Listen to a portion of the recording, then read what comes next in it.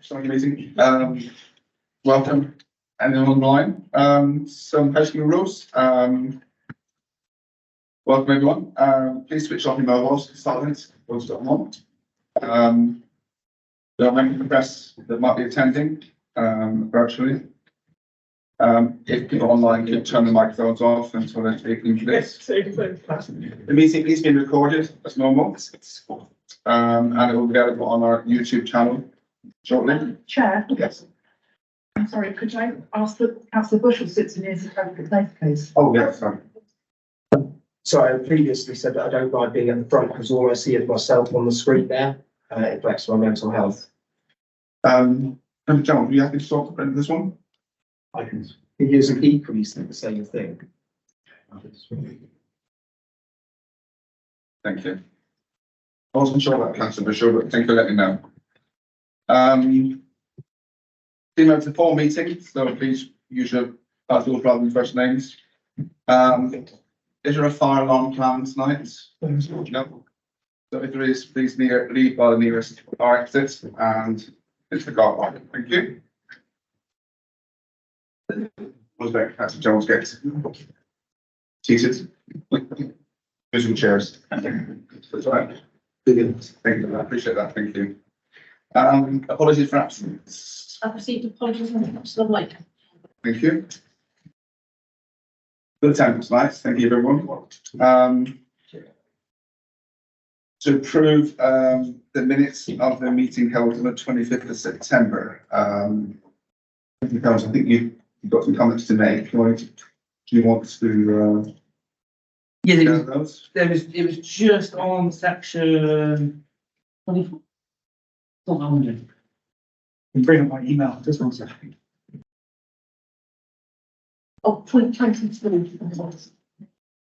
That's very trending, wasn't it? Yeah, just want to propose just a few changes just to bring it in line with what was discussed.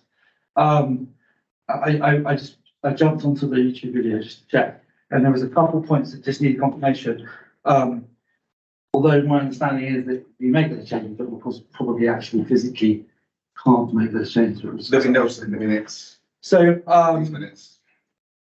do we read it out or do we want to just? No, that's fine. Well, I think people, if you haven't read it out, we'll read it out.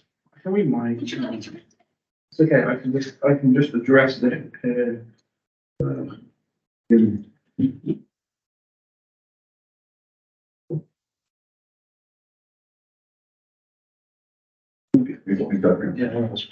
It's like all when I can. There you Right. Yes, this is just my email to the chair last night. go. Early this morning. Earlier this month. 2 o'clock. Some of us are sad, aren't we? Doing its homework late at night. And it was just on point number 22. This subject was robustly discussed and is clearly at risk of being political, which is not the aim of this conversation, but it's fundamental to good governance, demonstration of known principles. Some concern that the minutes are not true reflection of that part of the meeting. And I'd like to clarify. How those minutes were recorded, and just double check point number 1, were any amends requested to the section of the minutes by the chair, members or officers? Was there any request in how those minutes were recorded? And second point, having listened to the recording, I believe that opposing points were raised in relation to most of the points that were raised, but the minutes didn't necessarily fairly represent that. Examples: the committee agreed on the value of attending training in person as opposed to recorded sessions, which is correct, but it was also discussed the importance of recorded training so that people could access it if they weren't able to attend the meeting. It also reads, they also noted difficulty in attending meetings around family commitments, which was discussed, but it was also discussed that one member said this, but others pointed out, despite family and work commitments, some still managed to attend training. It also pointed out that we were aware of training commitments when we stood to represent our communities. The counterpoints were not minuted, and the point raised was disputed, so the use of they is probably incorrect. Point number C, 3 of the 4 members specifically commented on the point that if members had not attended general training such as harbour training they should not attend full council. This was not minuted. There is mention of not being allowed to attend committees, but no mention of full council as what was agreed on, raised and voted on. It is recorded that the chief executive advised that he believed council did not have the right to remove the rights of members to attend full council. However, importantly, it is not recorded that this would be checked. I'm also not aware of confirmation that this was checked, and haven't seen any correspondence to that case, which I believe is going to be covered today. Point number D, there were several minutes of discussions in relation to how attendance would be recorded if the council was suspended from a committee. It was concluded by the chief executive that absence would still be recorded. This again was absent from the minutes. It's my observation that minutes for other areas of this meeting, other areas, other government meetings are accurate and correct. And I was just kind of questioning, it just didn't quite add up on that. So we drafted some amendments. Are you happy if we read that? Yes, so the amendments basically address all those points. In addition, the following noted, the importance of recorded training sessions, difficulty in attending meetings around family commitments. Despite family and work commitments, some councillors had managed to attend training. Councillors were aware of the training commitments when they stood for election to represent the communities. Members commented on the point that if members had not attended general training, such as harbour training, they should not be allowed to attend full council. Chief Executive advised he believed council did not have the right to remove the rights of members to attend full council, although he would check if that was correct. It was concluded by the Chief Executive that absence would still be recorded. It was requested that the motion carried specifically included exclusion from whole council if legally possible. And that's the amendment we're proposing. On point D, it was specifically that the absence would be recorded as suspended rather than as absent. I think that it's important that, and that was discussed. We're updating you on But the legal position amendments. But I think it's fair that, are we not, the chief executive, are we not allowed, sorry, maybe I should look to one of our legal team, are we not allowed to record it as suspended at these committees? Chair, I mean, the first point to make is what we're talking about here is the accuracy of the minutes from the last meeting. So I think it was the separate. minutes can only record what was said. But what I would point out is that we have never adopted the approach that we do a verbatim note of the meeting. Yes, So but that was This just is the meant to point. be, this is meant to be a précis of the discussion that took place, but more importantly, a verbatim record of the decision that was taken. So by all means, yes, we can add in the suggestions being put forward because that was what was said. I don't know whether what was said was that we should be recorded as a suspension. I don't recollect that. If members believe that that's what was said, then that's what can be put into the minutes. But what we can't do is put into the minutes something that wasn't said. That was specifically said, and Councillor Jones, I believe, was up at 1 AM. Watching the video, I can confirm that was the case, and I just want to be clear, it's not my expectation that everything is recorded exactly, but I just, on these particular points, there seem to be key points that needed to be noted. Although, I think we'll find out later it's irrelevant anyway, but nonetheless. So are we happy So, proposal to make those amendments to the minutes? Including the word suspension in the respective tabs. We can. I can confirm that, I believe that. Well, it is for members to say whether it was or not, Chair. It's not for us to say. Okay, let's. Which word do you want? So it would read, it was concluded by the chief executive that absence would still be recorded, would be recorded, but as suspended. I can confirm that was definitely the case. I do recall, Chair, I think there was some element of that, but we, at the time, we did say our system wouldn't allow for that. I think there was some conversations there. On our system, you'd have to. I can't put it No, So, but as suspended, Rather than just absent, to make the point that this was a suspension rather than an absence. proposal for secondary. One proposal. One second. All agreement for that? Against? Thank you. Sorry, what was the? What, I missed what you said. Obviously. Yes. Too quick, please. There's some sections. Okay, agreement. 3 in favour, I think, and 4 abstaining. okay. That's carried. And for the rest of the minutes, And we have a, sorry. Is it worth me going over the legal position I think now? we'll part that, Do you want to do that? I'd rather get the minutes and then Okay. cover, if that's fine. agreement, I think sort of, but Chief that was saying, we'll get the minutes sorted and then we'll clarify legal position afterwards. That was. Got it, yes, so it's no proposal for the rest of the whole minutes. That's done, it was Was it? with the amendment Okay. too, wasn't it? Yes. Okay, thank you, right. Is it a good time for you to cover? Yeah, well, there isn't a particular item on it, No, I is think there? it's good time to cover, yep. So yes, so I mean, just to quickly say, yeah, I mean, yeah, so following on from the request to check the position, it is that it will be unlawful for a council to be removed or suspended from full council, because it has to be representative of all elected members, and it would effectively be suspending a councillor. Generally, a sanction of this nature has been deemed as undemocratic by central government, so it is just unlawful. It's pretty straightforward.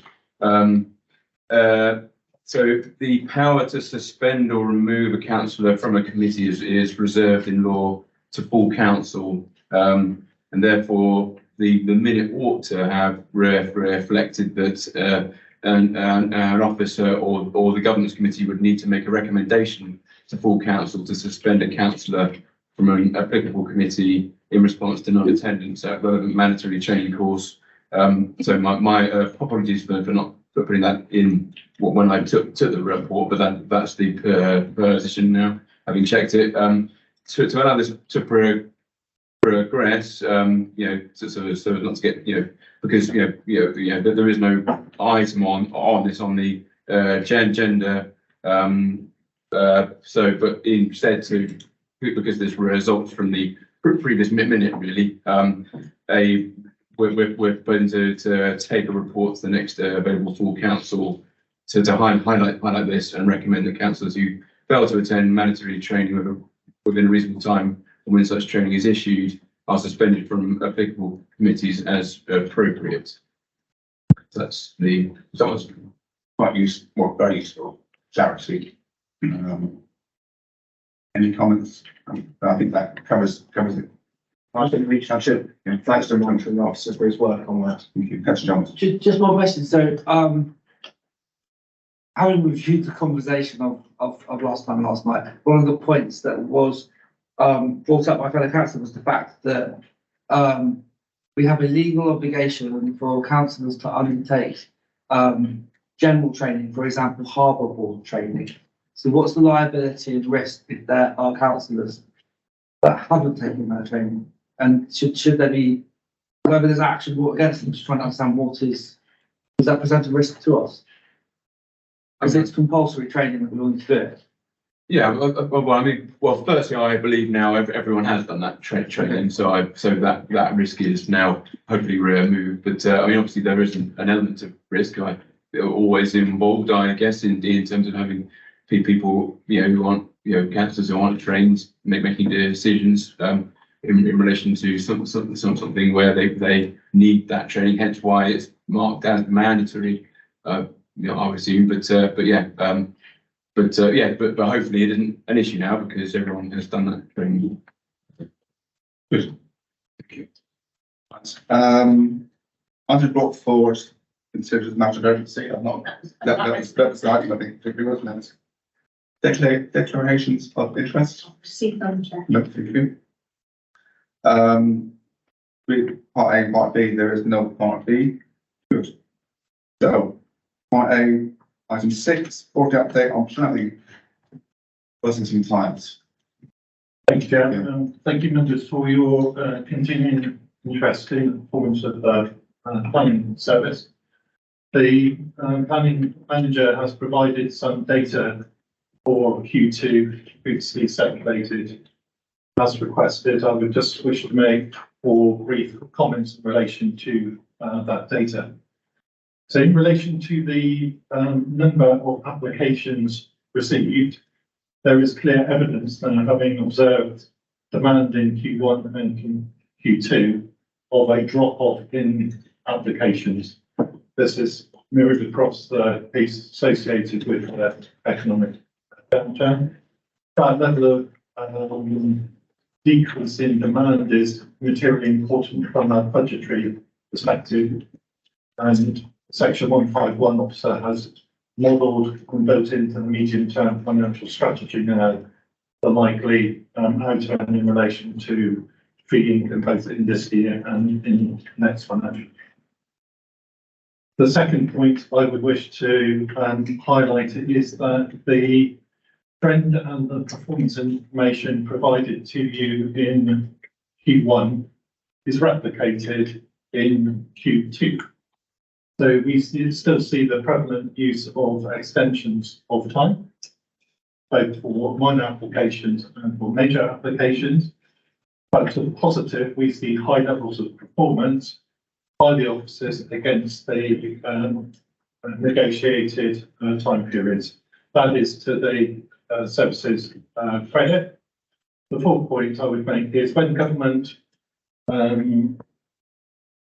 critiques the performance of planning service, it has two key kind of indicators, and one is the performance of the service against agreed extensions of time, and the second one is the prevalence of appeals. So it is again to the credit, I think, of the service that the performance against applications with EOTs is positive, and also the number of appeals relative to the number of applications is still extremely low. And I think it would be fair to say, that you should have a level of reassurance having reviewed that data. But say thank you again for your continued interest in this area of work. Well, that's my first contribution. What we asked last time is if we can have a comparison of the national or regional as a benchmark. You put it at next time, it was agreed last time that we had some. My apologies. No, I didn't understand. I mean, you're a cabinet knowledge, but whether you can get some before you leave. And Leave tonight, so yeah. And the second point was Maybe I could make a guest performance. yes, we could afford your fees. And it cut case really, it'd be useful to have the other quarters, perhaps all of the quarters on the same report, so we can just look at the trends. Happy to undertake those. Yeah. I'm happy to ask someone else to undertake. Luckily, I still got a hard copy of the last meeting, and the number of applications dropped substantially, isn't it? We are looking at around 50% reduction. Yeah. And I think that there are two reasons. I think there's the economic downturn and the declaration of 5-year land supply is probably reducing the number of hostile applications. And can also say the situation is replicated in building control. Right. I think it is common across the piece. firstly, I'd like to thank Jeremy, and I'm sure if it's legally allowable, we would be grateful for him to come back as a guest appearance, because we do like his frankness in giving us the updates. And I'd like to thank him for the progress and his team has made, that he's reported on tonight. We do understand they had a very tough job. And again, hopefully now that the 5-year land supply has been tested in court and upheld, that will leave them in a less stressful position. I previously have written to officers who have made difficult decisions with applications in my ward and thanked them and acknowledged that I understood that it wouldn't have been an easy decision for them to go against the developer or challenge the developer. It's another tough spot. It's a tough spot for the councillors, and it's a very tough spot for planning. But thank you for everything you've done in the time that you've been looking after your department. It's been gratefully received and all in progress. Thank you, Joe. I was with senior officers and the planning service only at lunchtime, and I'll delight in reporting back the positive sentiment from your committee to that meeting. Thank you. We're just noting this tonight, thank you. I'll welcome you back the next item, I think, aren't we? For a minute, Joe. I was probably talking about the next committee. So, Second, I shall. item 7, isn't it? Yeah. Homeless and temporary accommodation update. 2 seconds. And just a bit of background, I think Councillor Bushell and I were discussing future agenda items. I sent you all the email last night, whether asking you for any items you want to discuss in the future, and housing came up. And I think you did a presentation recently to Strategy Resources. Yeah, thank you, Chair. This is a revised and updated presentation that I presented to Strategy and Resources. The system that looks after homelessness and temporary accommodation is under significant pressure. There is significant uncertainty as regards what's around the corner. And again, I thank you for your interest in this area, and I'd quickly like to provide an update of where we are this year and the steps that we are putting in place to mitigate risk, particularly financial risk, associated with the provision of temporary accommodation moving forward.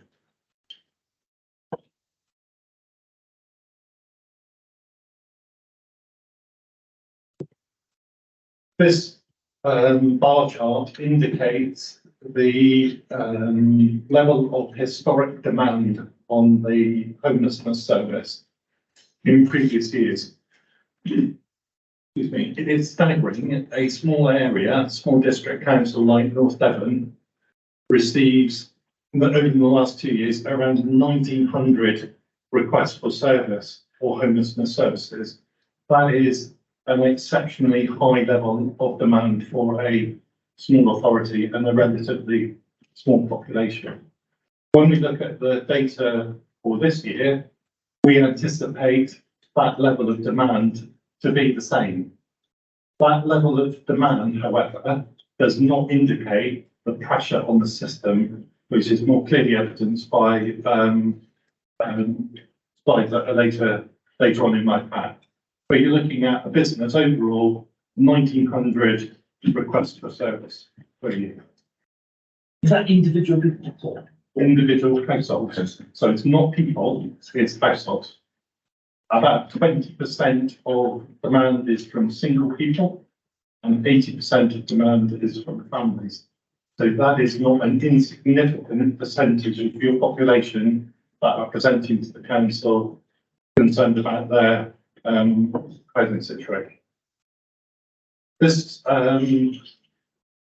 slide indicates issues of causality. So what is bringing about people's homelessness?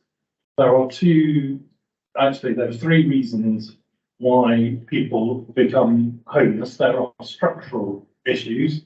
So structural issues are things around affordability, around the availability of supply accommodation to meet their needs. And there are social reasons for homelessness. We see sadly people fleeing domestic violence would approach us as homeless. And sometimes there is homelessness caused by a combination of both structural issues and social issues. The cause of homelessness in North Devon is changing over time, and in recent times there has been an increase in the cause of homelessness linked to family breakdown and situations where you've had two households living in a single house and the principal household can no longer afford to accommodate the second household. So that is slightly new. So there is a trend of change here, which is linked to cost of living. And again, that wouldn't be unique to here, but that's the situation that we find ourselves in. Jeremy, at the moment, do we have any issues with people who are either priced out of the market when their mortgage comes short of its introductory deal? Because I think that's a great threat, as much of a threat as rents rising, so people just can't afford the rents. So that is most definitely a risk. It's not impacted on us yet significantly. I touch upon it in a later slide. I thought you might have done. Thank you. So the council needs to assume an operating model for the provision of temporary accommodation at the start of the financial year. So we do our absolute utmost to prevent homelessness, to relieve homelessness by finding alternative accommodation if we can't support someone remaining in their home. At the start of the year, the council anticipated accommodating around 60 households in temporary accommodation per night. When I report 60 households, that position is not static. Households move within the portfolio of temporary accommodation, and often people would be accommodated in bed and breakfast accommodation in the first instance. They may move to a property that we are leasing, and then might move to a property that we own.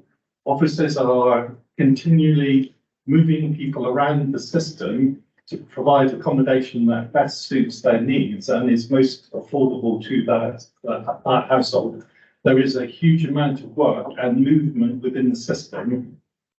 It's not kind of 60 households being accommodated in the same house for the period of the time that they're in temporary accommodation. It's a very fluid and dynamic and challenging system for the officers that are involved in administering it. The net cost of the service at the start of the year was anticipated to be just shy of 300,000. There's income that comes to the service principally through housing benefits, to a lesser extent situations where the council can charge a top up by the family that are in temporary accommodation. When we look at the situation that we're facing now, the most probable scenario for us is to legislate and to anticipate a need to accommodate up to 70 households per night in temporary accommodation. That's a significant increase and a significant increase in cost. The cost of the relatively higher cost of the 10 additional households reflects the short-term nature of the procurement of that accommodation and the greater reliance on short-term B&B accommodation, which is cost. It truly is cost prohibitive. It's £70 per night. This is a real good evidence of the stress of the system. So when we look at the number of tenancies, temporary accommodation tenancies, the council has needed to provide in recent years. In 21-22, there were 310 temporary accommodation tenancies. In 22-23, that figure went to 409. That is a very significant increase in demand in anybody's book. And this year, demand always increases post-Christmas. We could well see a requirement to provide, in addition to the 409 tenancies that were provided last financial year. So that is so notwithstanding the first graph that indicated a relative static level of overall demand, 1900, that isn't the story. The story and the pressure of the system, the demand that's in the system, is this increased demand for temporary accommodation tenancies because of the challenges of our housing officers in preventing homelessness. There is a reduction in the supply of private rented accommodation in the marketplace, and the affordability of that accommodation for homeless applicants in the marketplace is decreasing. But then there's a greater reliance on temporary accommodation. There is a positive here, and this isn't unique to North Devon, but I think it shows a wisdom of planning by the council. The second line indicates the number of tenancies that have been established in council-owned property. This is by far and away the most cost-effective and appropriate way of accommodating people that are homeless. So in 21-22, 11% of tenancies were in council-owned stock. That increased to 25% in 22-23, and now we're up to 31%. That is massively significant. So it does show a wisdom, I think, of the planning of this council for both meeting the need, but also meeting the need appropriately. And this is providing a huge level of financial control as a service, but certainly gets busy out. We have a game plan. Our game plan is to bring forward more property that we own. That's the most effective means of meeting the need for temporary accommodation. And as members, you've approved capital programs that facilitate the council procuring additional properties. And then by good fortune, the government during the course of this financial year provided us with an additional homelessness prevention grant. And by good fortune, that almost equates to our anticipated increase in costs. So we move forward with our fingers crossed, but with a level of assurance that we have a plan in place that will provide temporary accommodation that meets the needs of our population, and that at this time places no requirement for us to have recourse to a financial reserve, which again, I think is very prudent financial planning of the council to establish this reserve, because that reserve is, to my understanding, is not common across the piece for homelessness service. Nina's provided this slightly worrying slide, but it is a report which indicates the challenges around the corner, challenges around interest rates, the impact of that, your point, Councillor Bushell, challenges around unemployment, which obviously will decrease the affordability of accommodation. And there is a worrying trend also in relation to the behaviour of social landlords. Social landlords are being subject to increased regulation by central government. We've heard the tragic story of the child that died in the north of the country through a damp and mould issue. There is increasing allocation of capital resources in housing associations to the maintenance and improvement of their existing stock. And because they're investing so heavily in relation to kind of maintenance and upgrading their current stock, they have less funds available to procure additional units of accommodation. And that's mission critical to us, because that then reduces our ability to move people on from temporary accommodation into social housing.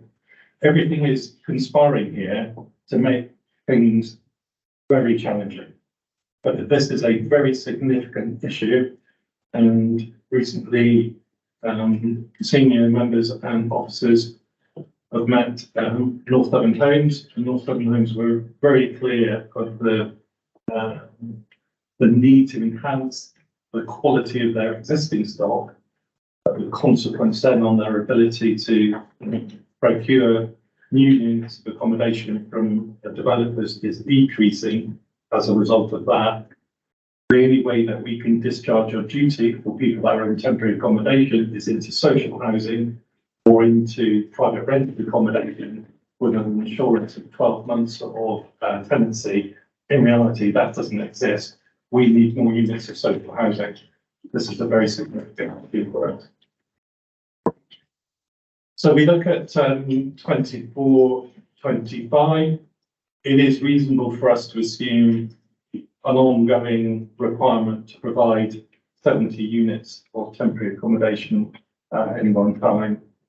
It makes sense then for us to look at the procurement of units in addition to 70, to compensate for voids, move around and all that type of stuff. Because we know if we block book and we procure things in advance, it's infinitely cheaper than having to spot purchase later in the day. So while we anticipate our need is 70, we need to slightly over provide that to have the assurance of the availability of those units. And that's the information that's been fed into John's Mr. Triggs medium-term financial strategy. My apologies. It is to the positive that the government has made additional resources available to the council. These are big sums of money, but with these big sums of money go big responsibilities. So the government have provided the council with a one-off grant in relation to its support for the contingency hotel in everything. That is, there is a level of flexibility as regards to the use of our money. That will be a great benefit to us. The government continues at this time and has given an indication that this funding will continue into Q1 of next financial year, providing significant accommodation for people that are with host families from Ukraine. There are about 130 people from Ukraine. If that government funding was to drop off, there is a significant likelihood of increased presentations from that cohort to the council in next financial year. There is no certainty of funding beyond Q1. Mr. Triggs has made representation to government along with his financial colleagues as regards the need to hopefully provide some level of assurance beyond Q1 of next financial year. There are now, or there soon will be, 12 households in Chibnall, supported, essentially families that have supported UK armed forces in Afghanistan.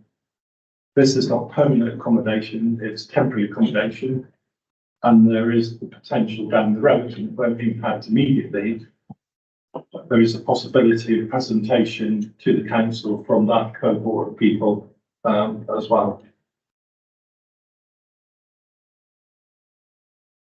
We need to, and it's difficult, but we will put more resources into homelessness prevention using the grant funding. If we can work upstream, that's got to be good.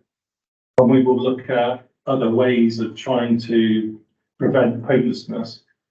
And for a limited number of cases, we consider it appropriate to provide rental top-ups.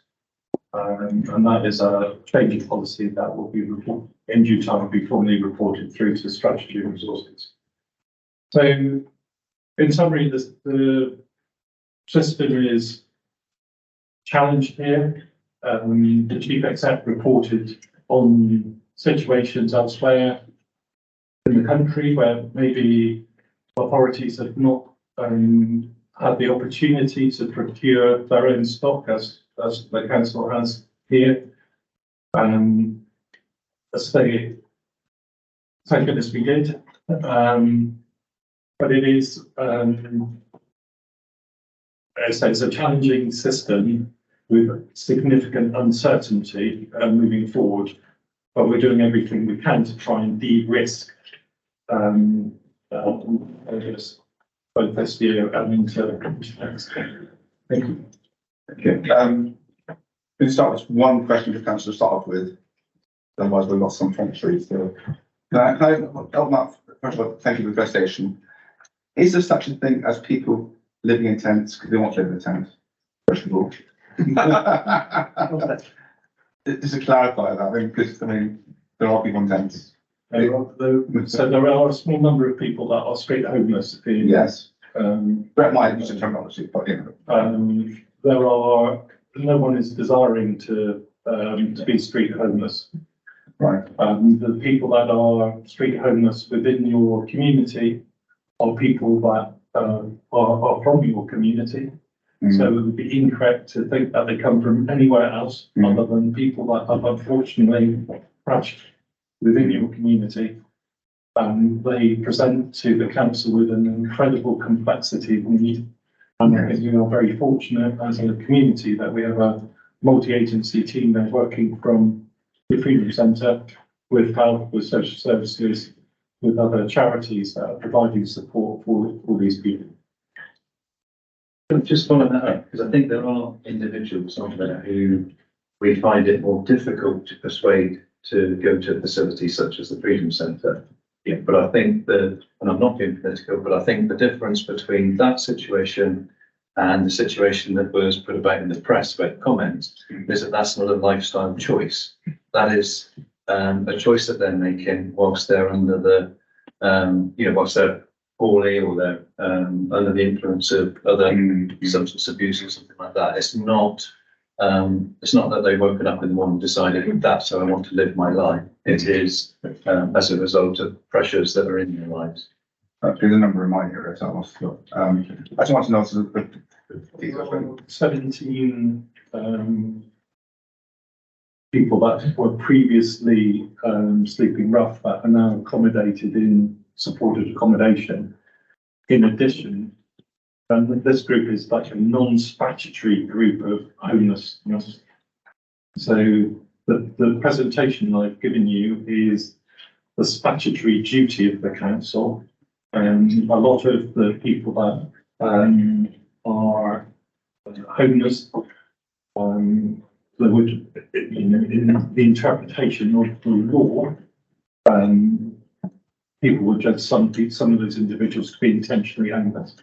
And that would be a very harsh decision in relation to the complexity of the needs they present. And so it is, I think, to the credit of the council that it has established and invested in this infrastructure that provides support, because there are wider social and community safety benefits associated with accommodating those people. Thank you. So start one question. Councillor start with Councillor Jones and Councillor Bishop. You know, on that point, and my first experience just after being elected of supporting a member of my ward in a very difficult, challenging situation, and it was a shocking, appalling reality to realise that individual was about to become homeless, and we didn't have the means to support, and the officers, I must say, were exceptional, and they actually managed to ensure that individual didn't end up in the streets, but it was very touch and go. They did everything they could, and decisions that they have to make every day must have a real impact on them. We really must thank and it's utterly impressive the roles that those individuals do. And the question is, what would we need to see to ensure that we aren't in a situation where people, and it really is not a lifestyle choice, where people really are ending up homeless, and sometimes not through their own fault, or more often not through their own fault. Sure, I think it goes back to the causes of homelessness. There are structural issues and there are social issues. For us as a society to reduce the prevalence of homelessness, we need to reflect on both the structural issues and the social issues. So there is a challenge around the increased need to provide affordable accommodation. There is a need to recognise that society and individuals need supported accommodation for an extended period of time, not some artificial 6 months and you're fine type thing. That's not how people are, and there are way more complex things around our society and how we address things like domestic abuse and those types of things and family breakdown, and that's how as a society, if we were to tackle both elements, we would start to make a difference.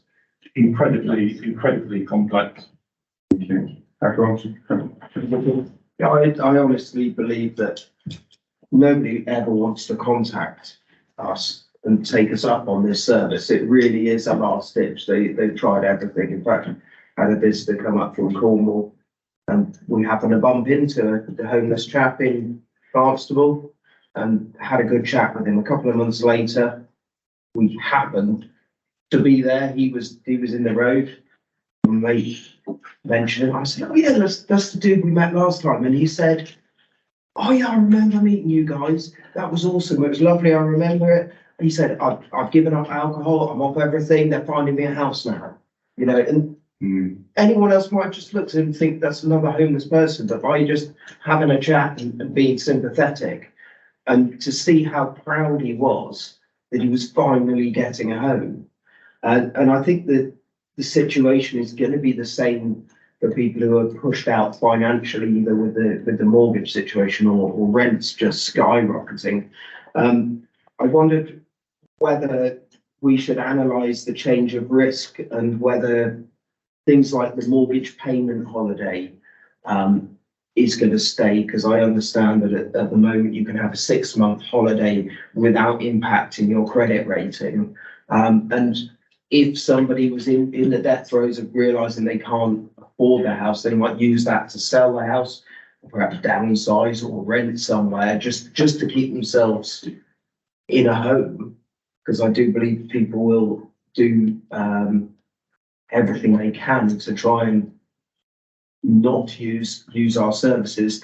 The other thing that has recently come up, and I don't know if we'd be allowed to do this. I know we mentioned it with the chief exec at the corporate planning meeting, is the glamping sites that are being allowed on agricultural land, and whether that could be, if you're registered with a particular body, you're then allowed to have these glamping sites, and whether it would be allowable to use that as temporary accommodation.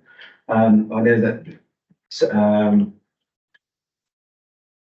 Councillor Milton is very well informed of this, bearing in mind the rural, specifically rural and agricultural nature of his ward, or whether the council may have land holding where they could do a similar scheme. I don't know if it's allowed for temporary housing, but perhaps we can look into that, because anything we can do to mitigate the risk of not balancing the budgets is something that I think we could look into. That's something good feedback on in the future, but we're prepared to comment. There's feedback in the future. Officer Triggs is looking at me like he already has the answers about mortgages.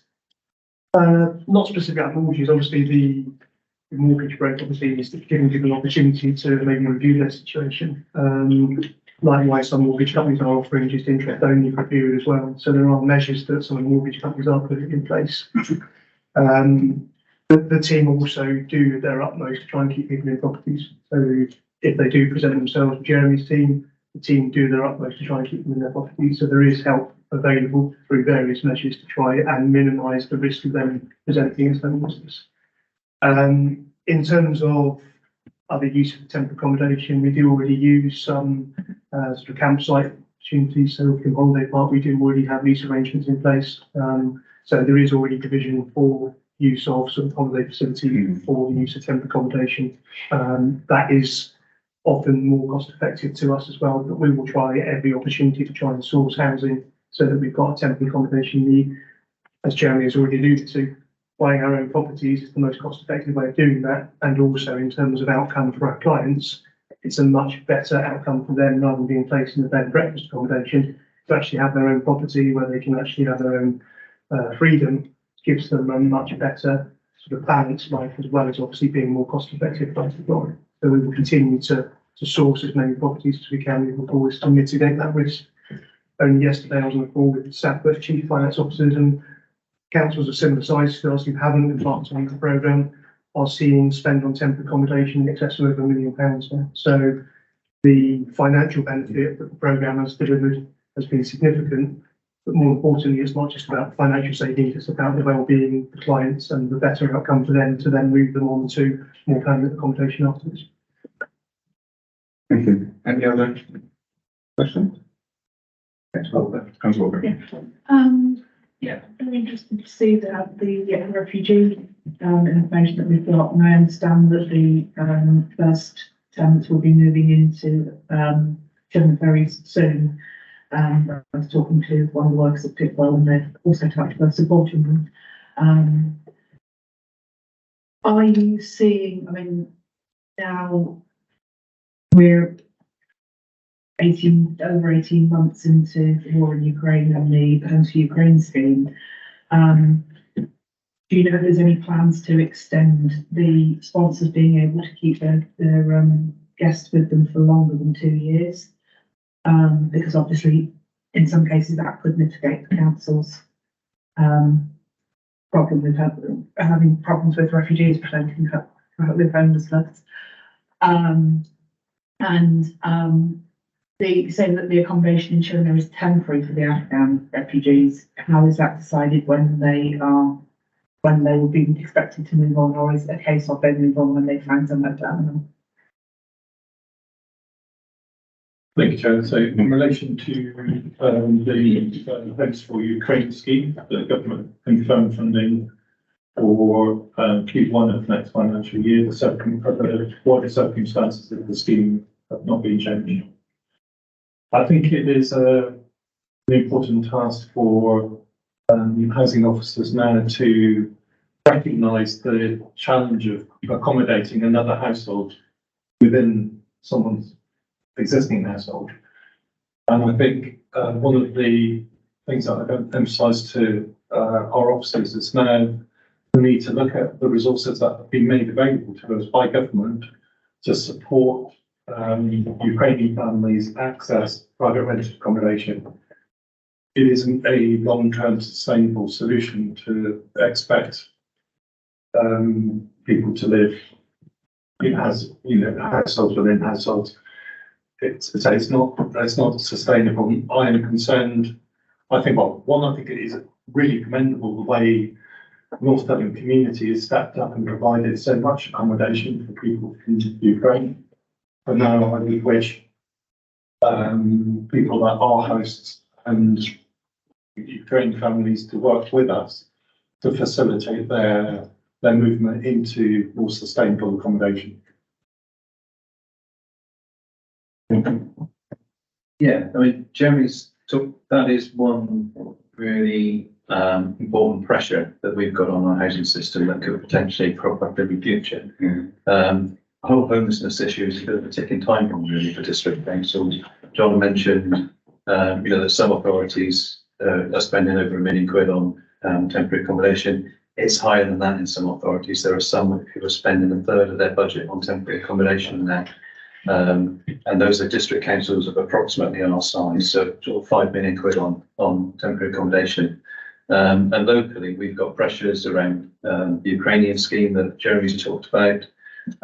We've got the refugee scheme. We've got activity in the marketplace by Clear Springs and the likes of the government's property agencies, refugee resettlement properties.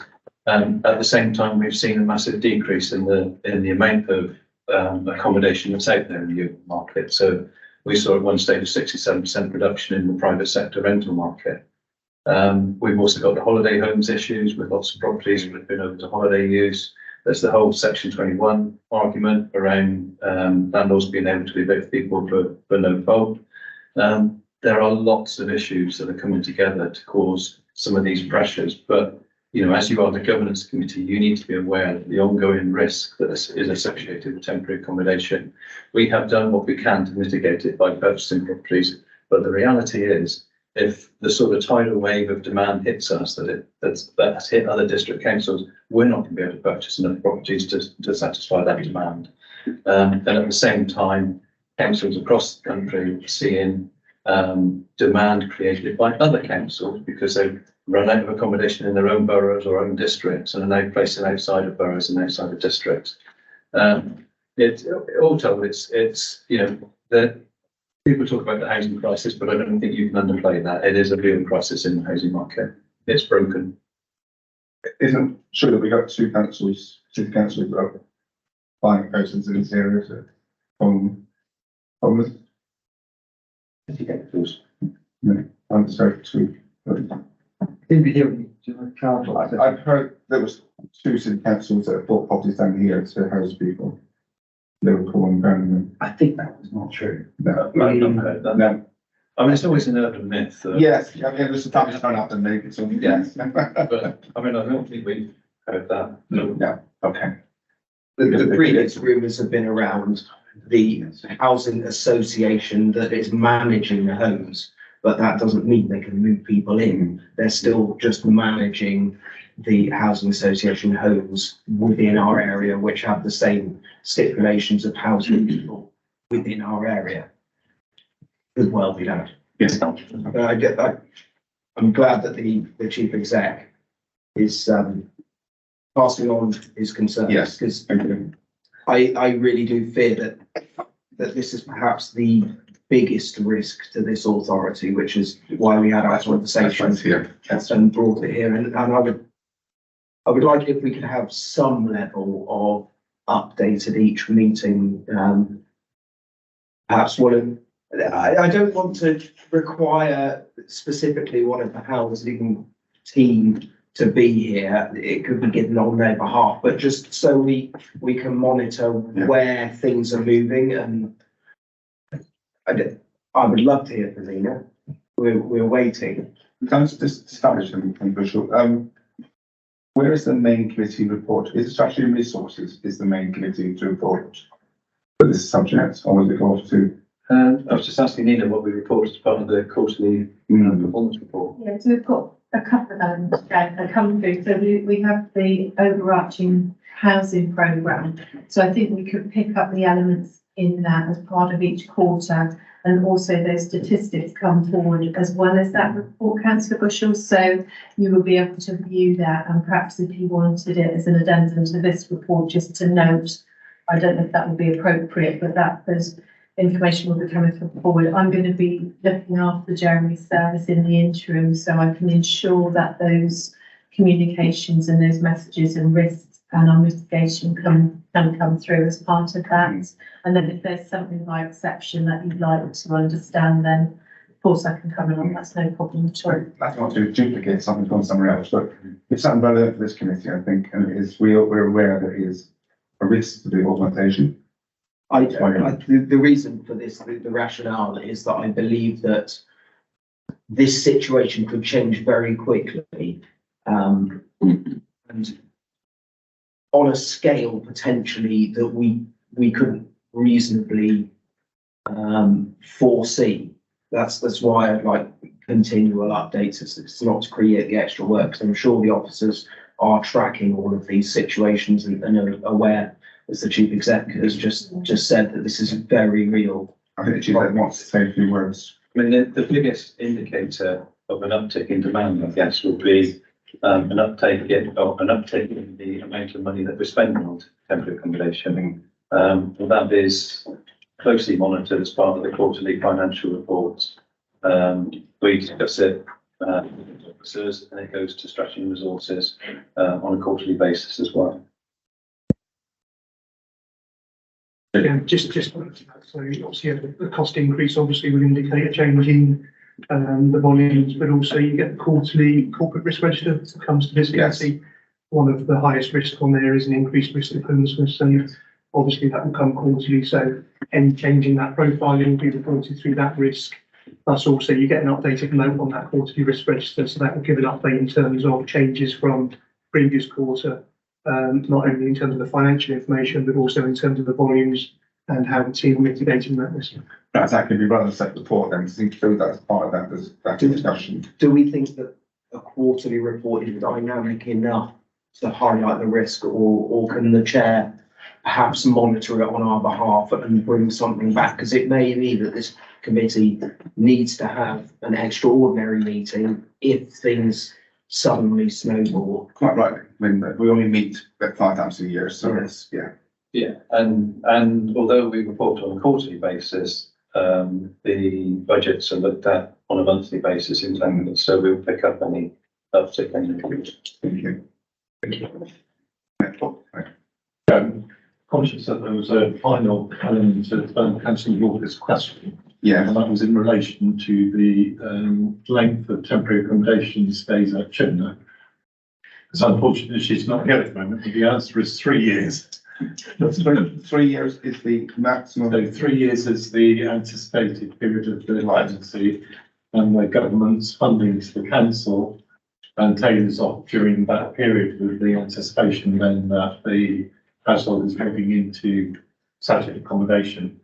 We're in a situation now where a number of families have already arrived in Plymouth, and the support network that's been commissioned by the council seems to be working to good effect.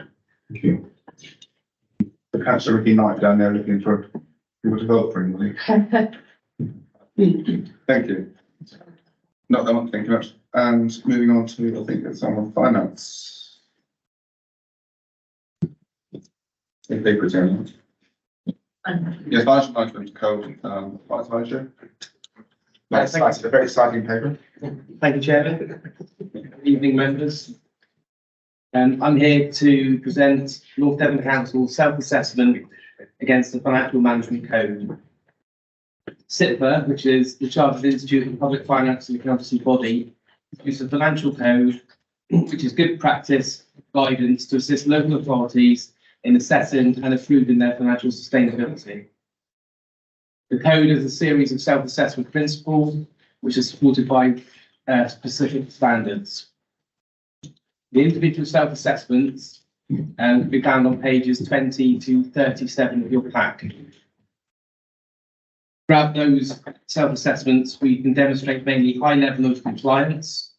There are 3 points that have been scored as mediums, and I can confirm that the further action comments against those are being worked on now and are being either looked at now or over the coming months. As this is a self-assessment, we invited our Devon Audit Partnership to review the assessment for us, and their comments have also been included in the final report included on the agenda. We plan to bring this assessment back to the Governance Committee on an annual basis to monitor the compliance moving forwards. Members, that concludes the presentation. I have to take any questions. Thank you. Any questions?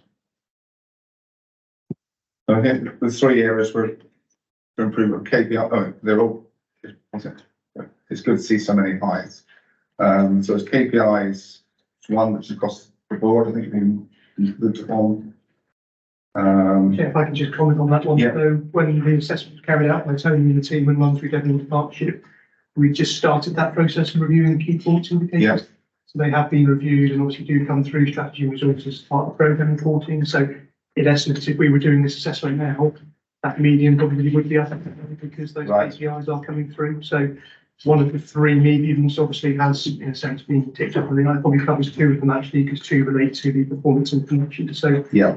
as Tony said, the other one relating to medium relates to the annual governance statement, and engaging work will progress on that as well. So Lovely. by the time we come back, next assessment, hopefully, they'll all be fine in place. It's reassuring. And our internal auditor has commented on this. They have seen it. Devon Audit Partnership have reviewed it and fully supported the assessments carried out. They are here on the call, so I don't know if Kate wants to take the presentation down just in case Devon Audit Partnership did want to come in at all. They may have a hand raised. Absolutely. 2 seconds. Who's the other? Who's?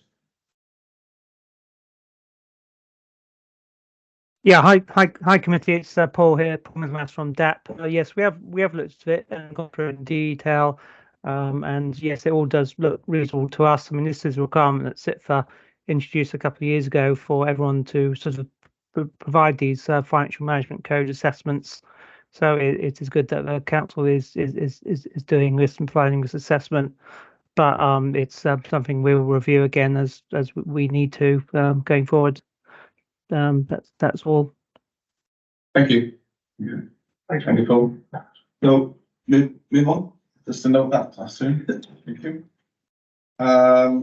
Ros, are you giving us a verbal update on your audit? I am indeed. Thank you, Chair. So yeah, I'm going to give you a verbal update on our audit progress and also a very brief sector update. So in terms of our 22-23 audit progress, our detailed field work has begun and we're probably over halfway through our time allocated to the work. The work is progressing well. We have started work around all of the areas of detailed testing and also work around the significant risks of journals, which is very well progressed, PPE, which is still in the kind of earlier days of the testing there, and then also pensions, which is again well progressed, and queries have been sent out on that work. So there is nothing of significance to flag coming out of our work so far. As I said, the work is still very much in progress, so it's not to say that there won't be comments coming when we bring to you an audit findings report to the January committee, but at the moment there is nothing of significance for you to note there today. Then in terms of a sector update, again, probably quite a short one for me, and something that won't be affecting North Devon, but I'm sure everyone has seen in the media lots of talks around the delays we're facing in the public sector in terms of audits dating back as far as 2017 that haven't been signed off, and the massive backlog that we as auditors are facing. Sorry, I'm in the office and there's no one else here, so it's gone very dark, everyone. Apologies for that. Yeah, so the delays that we as public sector auditors are facing, and therefore the councils that we audit are facing in terms of the sign off of those accounts. So there's been lots of talks been going on for several months behind the scenes in terms of how audit and councils are effectively going to catch up and get back on track. And recently there's been confirmation that something called the backstop is going to come into force from the 31st of March 2024. And effectively what that means is any audit opinion that is not signed by the 31st of March 2024 will effectively be backstopped, and it's stopped at that point in time, and the audit, be that a 22-23 audit or a 2018-19 audit, is stopped. No further work will be undertaken, and effectively the next detailed piece of work that will be done will be for the 23-24 year. As I said, that's not something we're expecting to affect North Devon at all. Our plan is to bring to you an audit findings report in January to the committee then, but just something that is huge, to be honest, in the sector. So something that potentially some of you will have seen across the media. So just wanted to flag and happy to take any questions around anything there. So if we weren't so efficient, we could save some money. On our audit completed. Ignore that. It's not quite as simple as that. I'm sure it's not. And is it right that each councillor here will have a 3-hour grilling by you as part of the process? Is that? Sorry, Chair, can you say that again? Is it right each councillor here is going to have a 3-hour grilling by you as part of the audit? Absolutely, of course. I'm serious about it. Thank you. And I'm sure John and his team are having regular contact with you as part of the.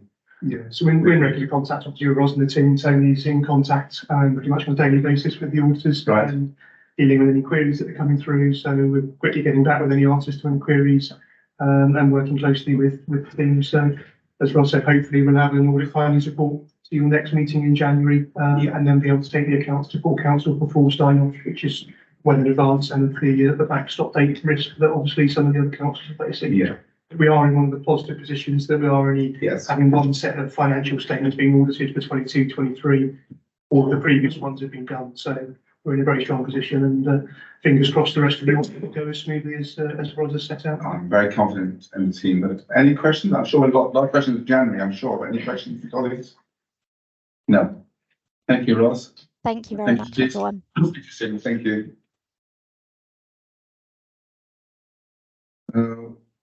We're on to, is it item 10, report by, that's me. Thank you, Chair. Yes, so this is a report about updating the delegated powers in the Constitution. So just a quick correction actually to the recommendation 2.1. It's just it is clear in the constitutional context, but just to make it really clear, it's so rather than say to approve the proposed amendments, it would be to recommend to full council the proposed amendments. Firstly, there's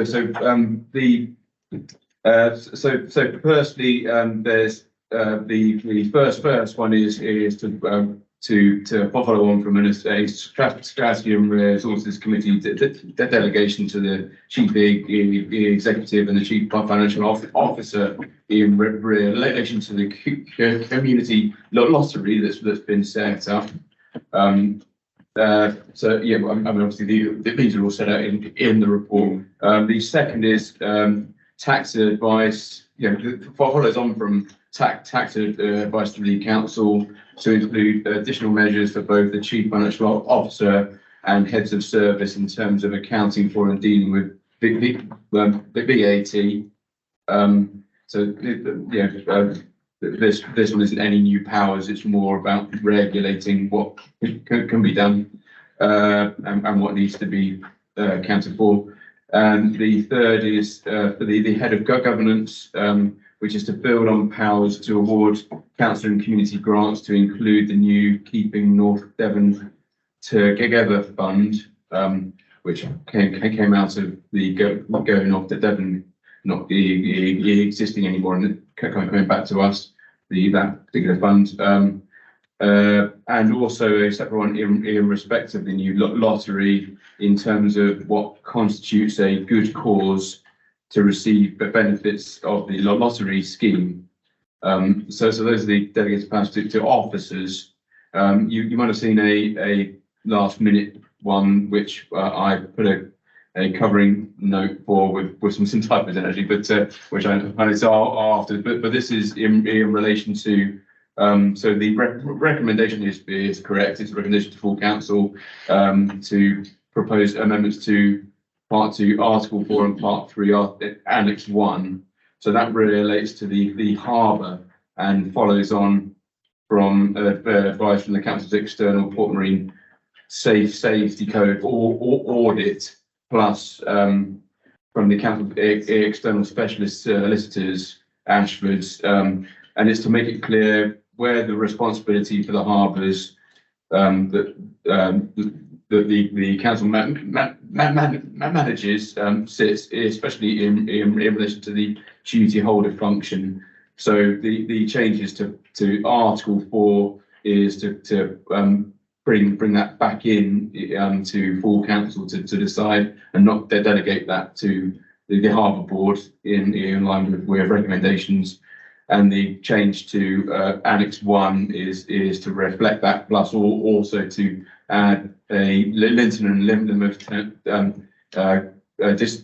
district councillor on, mainly because formerly it was just for Ilfracombe, and now obviously looking after Lynmouth Harbour, and that's been included in the under the statutory harbour or authority. So yes, I mean, unless there's any questions, that those are the recommendations that those changes are made to the constitution. Councillor Russell. Just regarding 4.5, the second half of that, you've asked for delegated powers to decide what would constitute a good cause. Is that going to be brought back to councillors to agree that, or is it that the councillors will never see any of the grants? See, at the moment, we all get an email and we say, yes, we do think that that's a good cause for the CCG stuff. Because I think there should be some level of discussion of councillors to what constitutes a good cause, rather than us giving a delegated power. It goes to the officer and then we never see where the money is going, and we don't get to decide what we think is a good cause. And a good cause in the current climate is likely to be evolving constantly. It's not going to be a stagnant definition. Thank you. So the good cause elements to do with this is the community lottery. So the report that came to Strategy and Resources sort of set out, in a sense, the areas of good cause that we felt would be appropriate for the lottery. So that report and policy, in a sense, has already gone through members. Obviously, when the good cause is applied to the council, it will be done in conjunction with that report that went through members originally. Obviously, if something doesn't sort of sit within that, then obviously potentially that could then be refused. But in the sense that the approval of the good cause will be delegated to an officer. to, in a sense, make sure that's in line with the policy that went through strategy and resources with the original report. So it's not to actually award the grants, it's actually to determine whether that good cause sits in line with the policy that went through strategy and resources. So the award of the money down to the lottery is automatic, because when somebody buys a lottery, a pound ticket, 50% of that will go to good causes, but whoever is buying the lottery ticket will choose which of the good causes they want their allocation to go to. So if I'm buying a lottery ticket, I can choose where my, in a sense, donation goes to. I can choose one, or I can choose many off the list. That will automatically then be paid out to those good causes through the lottery fund. What this is around is delegating to the Auckland community team, through to Adams County Government, to determine that that good cause who's applying to be a good cause is in line with the policy that's set out by strategy and resources. Could we build in a facility that Adam could bring back something that he thought the council might deem as a good cause, but isn't within the document that's current, which would mean that he could then ask for our authority if he sees there needs to be a dynamic shift, say, for an organisation to be included. It's covered by strategy resources, really, isn't it? This, so Strategy resources normally determine yeah. policies. So obviously the report will probably lottery run through strategy resources. So if there's any deviation to that, then obviously we would need to take that back through the strategy resources for approval. Would we just make an amendment that for after the good cause, that if a document is formed and the head of government decides that councillors might see something outside that document to be a good cause, that it is allowed to be brought back to strategy and resources, which would then just give them a clear pathway to say, yes, I've had this application, no, it's ticking all the boxes, but yeah, I think that councillors might see that this is a suitable organisation, and therefore he can just know exactly where he's going and just go, right, we'll go to strategy and resources, I'll put it there. And let councillors make the decision to deviate what constitutes a. Mate, that is built, well, it's not built into the constitution, but that's there anyway, because if for instance, the head of government felt that something doesn't come within the policy, it doesn't come within the criteria set by strategy and resources, the ability is there anyway to take that to committee. You don't need to write it into delegated powers because it applies right across the board. So if something, if I've got delegated powers on, I don't know, making determining applications for grants or something like that, if I get an application that falls outside of that criteria, I have that ability to take it to members. So that exists right across the board at all times anyway. So as the head of government is happy with that.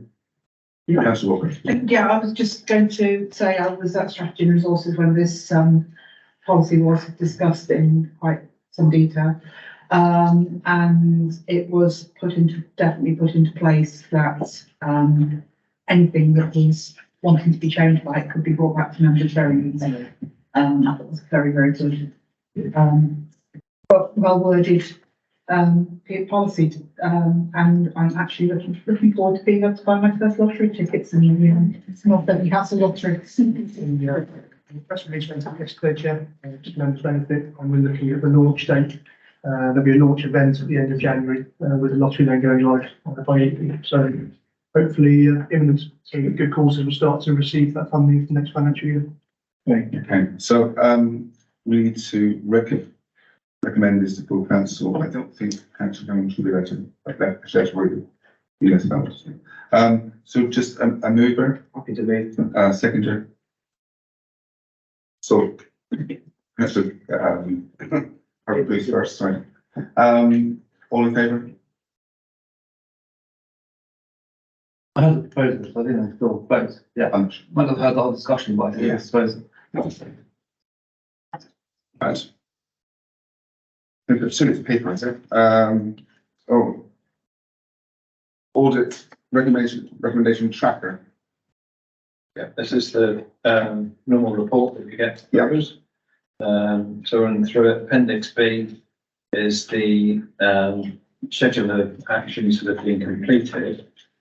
Appendix C, which is the one that members usually focus on, which is the schedule of actions where they've not yet been completed, but we're asking for extensions of time.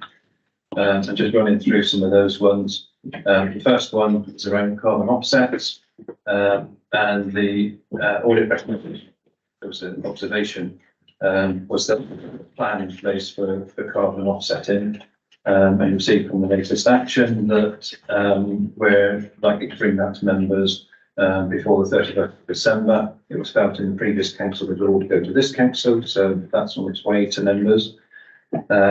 It's also tied up with biodiversity again and those issues as well. Asset management plan. The recommendation was that we should have a new asset management plan in place. We've drafted the frameworks and the process of being worked on by the property team, and the target is to complete that by the start of the new financial year. So there is a request for a revised date of 31st of March. And allied to that is the asset management IT system. We're out for procurement at the moment on that one, and we're waiting for a go live date. But it's anticipated in April 24. So there's a request for a revised date to the 30th of April next year. The next one is the one relating to the NRF, and that's referring to us reviewing the various plans that we've got in place for any emergencies that take place. So Breast Centre plan, Operation on the Bridge, the Harpersfield plan. We're requesting a date, we revised the date of the 31st of May 24 because it's tied up with work that's happening at the NRF, which is the Local Resilience Forum, which includes the police, local authorities across Devon and Devon Cornwall and Yards of Scilly. So we're reliant on that work taking place before we can say which plans we actually need in place. But those plans are kept under review in any case. Risk management, there was a recommendation that risk management training will be given to officers. That is taking place. It was due to take place at the Manchester Forum in June. And the Manchester Forum is a sort of workshop that we have with all of our senior managers. That was cancelled, unfortunately, but we've got one coming up next week, in November. So that will take place in November. So there's a request to extend that to it's this week, actually. Yeah. And then the last one is about creating a retention strategy. And the recommendation here was about making sure that we retain the staff, and it's tied in with some of the discussions that we had around staff retention and agency workers last cycle, I think it was. And we're requesting a short extension until the end of this month, because the plan is due to go to Workforce Matters, which is our sort of collaborative committee that we have with the union. So we'll be passing it through the union and then on to members to look at. Oh, and I should say, Appendix E contains the actions from the annual governance statement. And you'll see from the list that they are all 100% completed, apart from one. At the very end, wasn't it? I think. We're on page, I think 85. Yeah, page 85. Yeah. Which is 85% complete. And we're asking for a time extension to the 31st of January next year. And that's because we're working collaboratively with the other Devon districts to produce that draft procurement strategy. Thank you. And that's when the plan is that it'll be produced. And thank you. To update you, the next meeting, we hope to have a presentation or a paper from the business continuity team. Anyway, next word, should we have If I'm not mistaken, we've been asked for a further extension for the cybersecurity malware backup system. At the last meeting, we were given fairly robust assurances from that department that it would be done by the date that we gave him an extension to, which I believe was shortened by a week or two, to make a point. Mr. Chair, can you remind me when that date was? I'm thinking it was the end of December or January. I thought that was the relocation of the bank carpet. This was, Chair. It was the date extension was asked for to the end of December. The team were busy working to try and get that done prior to that, but obviously we wanted to make sure there was sufficient capacity there for them then to implement that software. The thing isn't on here because it has actually been done, because it was actually done about a week after the last meeting. So that's the reason it's not on your appendix C. No, I think it was lumped in with the cyber security thing, and I was going to question why with the robust assurance and there was an extension, but this is a completely separate. Absolutely. And I'm sure it's linked to having it offsite.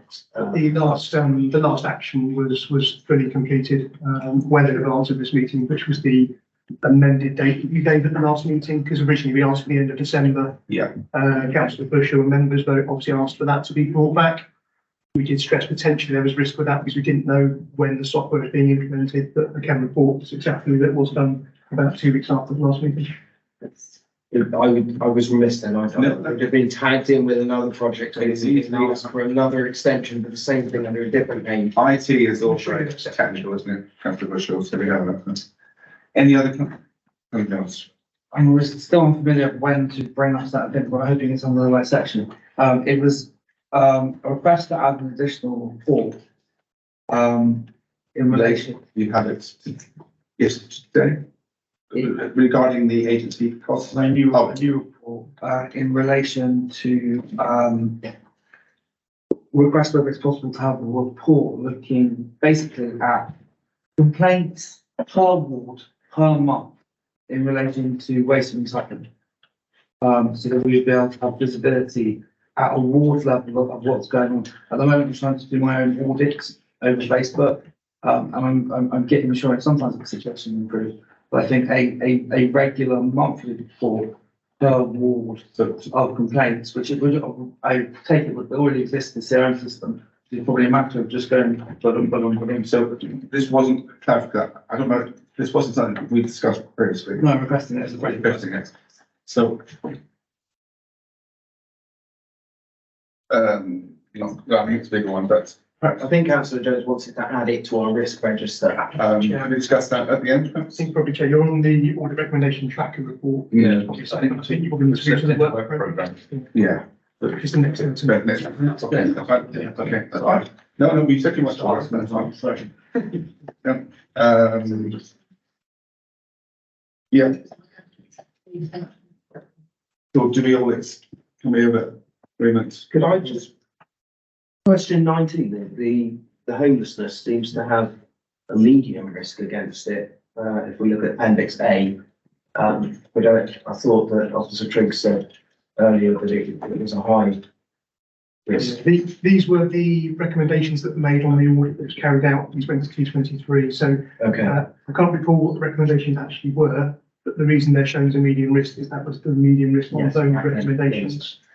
Not necessarily the risk of the homelessness, Yeah. but actually the recommendations that were made. Certain lines by within the audit. So Yeah. it might have been a recommendation without updating the policy or something, which obviously with a medium risk for that recommendation, not the actual overarching homelessness we spoke about. Okay, thank you. So I propose to accept the extensions. Councillor Walker, Secretary, Councillor Jones, all in favour? Unanimous. Yes, it is. Yes, I just, yeah, no, I wanted to go back to scroll. Yeah. Thank you for that one. Thank you. And thank you for taking on board comments from previous meetings about trying to reduce the number of extensions and stuff. Thank you.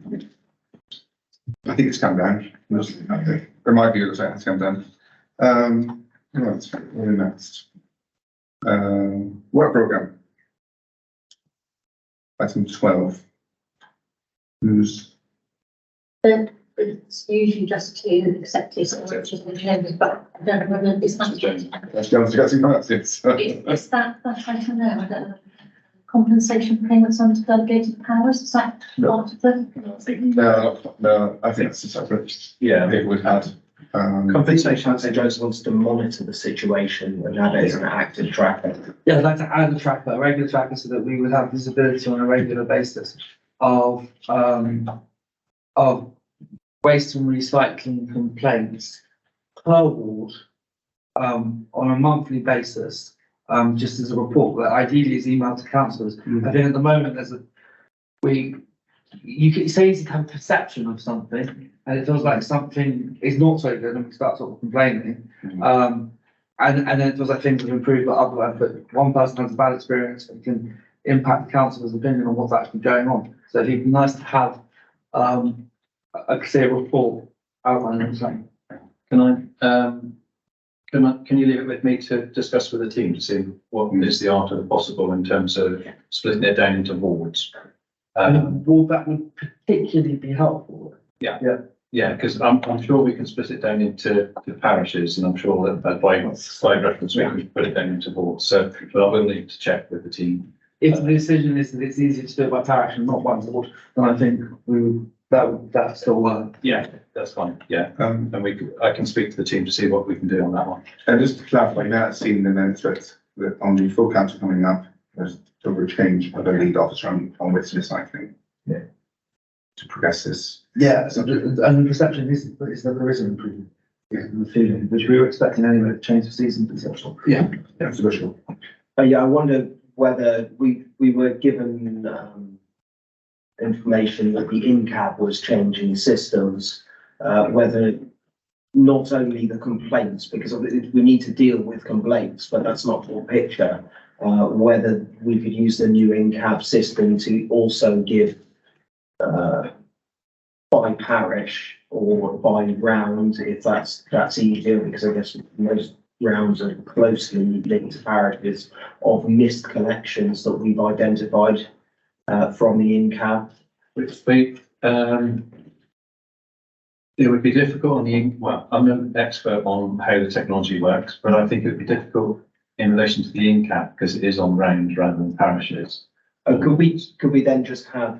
And they do go across parishes and boundaries, but could we just have a register of known missed collections in there? We have our online reporting tool, and as you know, we encourage all members of the public to report in missed collections through that process. And that keeps a record of missed collections. So I think what I was asking was whether internally, whether you highlight the known missed rounds that aren't being flagged up as complaints, because it is important that we know without any real interaction with people, because people have busy lives and generally they're not calm when they're in these situations. So it might be nice that you could say, well, councillors, we know we've missed these rounds. I've had a lot of involvement with the team and they put in place things like if there was a missed round one week, don't worry too much. The next week we'll reverse the round. So the people who have got 2 lots of stuff out will definitely get collected. But if we had an update as councillors, if somebody said, contacted us, we could look at the register and we can go, well, the department already knows that that's happened. So we don't need to hassle the officer because we know that next week they're going to reverse the round and pick the stuff up, everything's fine. And we can just ping an email back to the person, the resident saying, yes, the policy's here, it's already been flagged internally. If it's not picked up next week, I will trace it with an officer. Because we did have an email saying, please don't just go to the officers as a matter of course. So it might cut down their workload then in dealing with customers. We've got customers have jumped. Can we tend to look at in the team, but we will be hoping well a new lead officer for waste recycling. And I think these are the things we should represent. Lead member, lead member, waste recycling. We should pass all on the press. I think through that. On Councillor Bishop's point, it's a valid one and annoying conversation last But I week. don't think it's a governance at this moment in time. I think Well, no, it would be good for us to monitor it as government. Jeff and Meg, I mean, what we'll do is we'll sit down and see what data we've got, because we have data on complaints, we've got data on missed collections, and they are different because not everybody goes through the complaints process. Yes. So we'll sit down, see what we can do, in terms of the data, how it can be split down into parishes and wards. And then perhaps liaise through Councillor Jones as to what is actually required to go out to numbers. And then we put together a decent report. Yeah, I think you hit the nail on the head, is that obviously as an indicator, so it is a point now that some just aren't reporting because they're frustrated. So if there's an indicator which is reports, but if the team can recommend a sensible indicator that would also give us an idea of what's generally going on, that would be highly valuable. So thank you. Good. Right, so we need to, Chair, sorry, can I just add one further item to your January meeting? no, that's in January meeting again. Obviously you've heard from Ross tonight, who's our grant thorns and external auditors. Yeah. They're auditing the 22-23 accounts. You've got new external auditors who are coming in to start the 23-24 Right.